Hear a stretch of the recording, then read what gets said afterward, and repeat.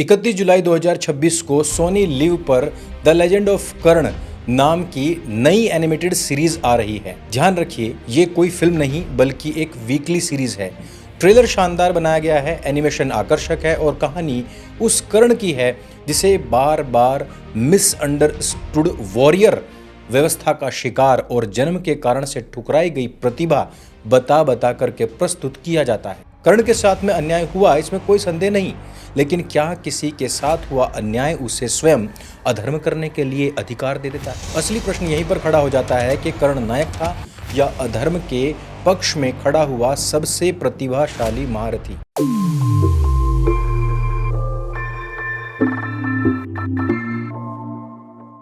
आज का ये वीडियो नई जनरेशन के लिए बहुत महत्वपूर्ण है, क्योंकि कर्ण की ऐसी छवि बना दी गई है जिसको लेकर के सभी लोग अपने अपने उदाहरण प्रस्तुत तो कर रहे हैं, परंतु जिसका सच्चाई से कोई लेना देना नहीं है। कर्ण की इमेज पॉलिशिंग इस सीरीज से शुरू नहीं हुई है। सन 1952 में रामधारी सिंह दिनकर ने रश्मिरथी लिखी थी। रश्मिरथी एक बढ़िया काव्य है, लेकिन वो वेद व्यास का महाभारत नहीं है, एक आधुनिक लिटरेसी इंटरप्रिटेशन है। दिनकर ने कर्ण के माध्यम से जन्म आधारित भेदभाव और सामाजिक विषमता के ऊपर चोट की। समस्या तब शुरू हो गई जब लोगों ने कविता को ही इतिहास समझ लिया और कर्ण के साहित्यिक स्वरूप को ही महाभारत का असली कर्ण मान लिया। इसके बाद में राजनीति ने कर्ण को मेरिट वर्सेस बर्थ का प्रतीक बना दिया। धारावाहिकों ने उसके अपराधों को हल्का कर दिया और कल की 2898 एडी ने उसके सिनेमैटिक कमबैक को ऐसा मास मोमेंट बनाया कि अर्जुन से ज्यादा कर्ण की ही जय जयकार होने लग गई। लेकिन पॉपुलैरिटी प्रमाण नहीं होती और सिनेमा पर दिखाए गए ग्रैंड सीन्स और पीछे से चल रहे मार्मिक बैकग्राउंड म्यूजिक धर्म का निर्णय नहीं कर सकते। निष्पक्षता से देखें तो कर्ण साधारण व्यक्ति नहीं था, वो एक पराक्रमी था, दानी था, सूर्य का उपासक था। उसने इंद्र को अपना कवच कुंडल दान में दे दिया था। दुर्योधन ने सार्वजनिक अपमान के समय पर उसका हाथ पकड़ा, उसे अंग देश का राजा बना दिया और कर्ण जीवन भर उसके लिए लॉयल बन गया। ये उसके बड़े गुण हैं, लेकिन महाभारत किसी व्यक्ति का असेसमेंट केवल उसके दान देने से नहीं करता है, उसके सबसे कठिन समय में लिए गए उसके डिसीजन से करता है। कोई आदमी मंदिर के अंदर करोड़ों रुपए दान करता है, लेकिन किसी स्त्री के अपमान में आगे खड़ा हो जाए, उसका अपमान करने के लिए लोगों को प्रेरित करे और वो अपमान स्वयं भी करे, तो क्या उसका करोड़ों रुपए का दिया हुआ दान उसके अधर्म को खत्म कर सकता है? बिल्कुल भी नहीं। महाभारत के सभा पर्व में द्रौपदी को द्यूत सभा में लाया जाता है। दुर्योधन का भाई विकर्ण अकेला द्रौपदी के पक्ष में खड़ा होता है और बोलता है कि युधिष्ठिर पहले ही अपने आप को हार चुके हैं, इसलिए द्रौपदी को दांव पर लगाने का उनका कोई अधिकार नहीं है। जानते हैं तब क्या होता है? तब कर्ण ने विकर्ण को डांटा।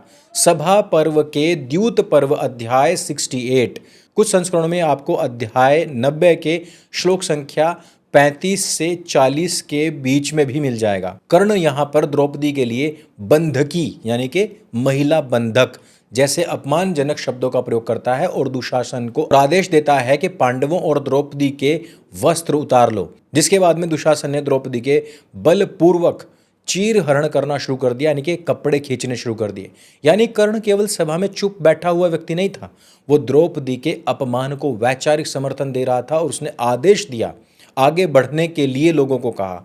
जिस व्यक्ति ने स्वयं सामाजिक अपमान सहा था, वही एक असहाय स्त्री को अपमानित करने में सबसे जहरीली भाषा बोल रहा था। तो आप इस व्यक्ति को कैसे पीड़ित, दबलित, कुचलित बता सकते हैं? यदि किसी व्यक्ति का अपमान हुआ है तो कम से कम वो भरी सभा में वही अपमान दूसरों का तो नहीं होने देगा। और चलो ठीक है, वो अपमान पुरुषों के द्वारा किया गया, लेकिन उन्हीं के घर की इज्जत को इस प्रकार से सभा में नीलाम करने वाला व्यक्ति कभी भी दबलित, कुचलित, पीड़ित नहीं माना जा सकता। और उस व्यक्ति को बार बार हीरो बनाने वाले लोग भी, इसका अर्थ यही है कि वो भी इसी प्रकार की सड़ी हुई जहरीली मानसिकता के शिकार हैं। अब आते हैं अभिमन्यु की हत्या के मामले में। द्रोण पर्व में अभिमन्यु वध प्रसंग चल रहा है। इसका अध्याय 48 है। इस अध्याय में बताया जाता है किस प्रकार से अकेले अभिमन्यु को सीधी लड़ाई में रोक पाना सब लोगों के लिए मुश्किल हो गया था। तब कर्ण ने द्रोणाचार्य से उसे पराजित करने का उपाय पूछा। योजना के अनुसार कर्ण ने अभिमन्यु का धनुष काट दिया, कृतवर्मा ने उसके घोड़े मारे, कृपाचार्य ने उसके सारथियों को समाप्त कर दिया और फिर अनेक महारथी एक साथ उस रथ विहीन अस्त्र विहीन योद्धा पर टूट पड़ते हैं। कर्ण अंतिम प्रहार करने वाला अकेला व्यक्ति नहीं था, बल्कि इस हत्या का सबसे बड़ा प्लानर वही था। इसलिए जब कर्ण के रथ का पहिया धंसा और उसने अर्जुन से युद्ध रोककर धर्म निभाने की मांग की थी, तब श्री कृष्ण ने कर्ण पर्व में उससे पूछा था कि जब द्रौपदी का अपमान हो रहा था तब तुम्हारा धर्म कहां चला गया था? जब अनेक महारथियों ने मिलकर के अकेले अभिमन्यु बालक को मारा था तब तेरा धर्म कहां चला गया था? श्री कृष्ण का उत्तर बहुत सीधा था, धर्म कोई इमरजेंसी शील्ड नहीं है जिसे जीवन भर अधर्म का साथ देने के बाद अपनी बारी आने पर निकाल कर फेंक दिया जाए। सबसे निर्णायक प्रमाण उद्योग पर्व के अध्याय 143 में मिलता है। कर्ण को अपनी वास्तविक जन्म कथा पता लग चुकी थी। श्री कृष्ण ने उसे पांडवों के साथ आने और ज्येष्ठ पांडव के रूप में राज्य स्वीकार करने का अवसर दिया था। कर्ण ने स्वयं माना कि आने वाले विनाश के निमित्त दुर्योधन, दुशासन, शकुनी और वो स्वयं हैं। उसने ये भी समझ लिया था कि दुर्योधन की पराजय और युधिष्ठिर की ही विजय होगी, फिर भी उसने दुर्योधन का साथ ही चुना। इसे केवल एक फ्रेंडशिप कहकर के महान मत बनाइए। मित्रता तभी धर्म होती है जब मित्र को अधर्म से रोका जाए।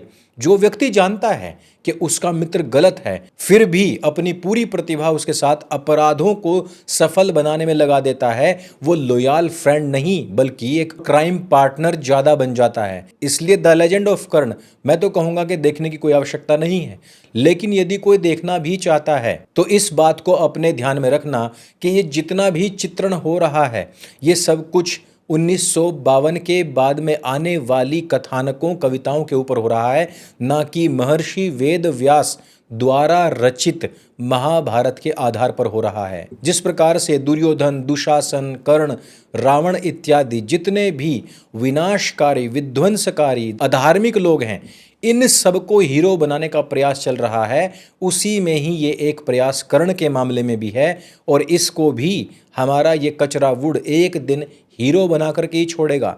भविष्य में हो सकता है कि पांडवों के तो मंदिर नहीं बने परंतु कर्ण के मंदिर बनने लग जाएं।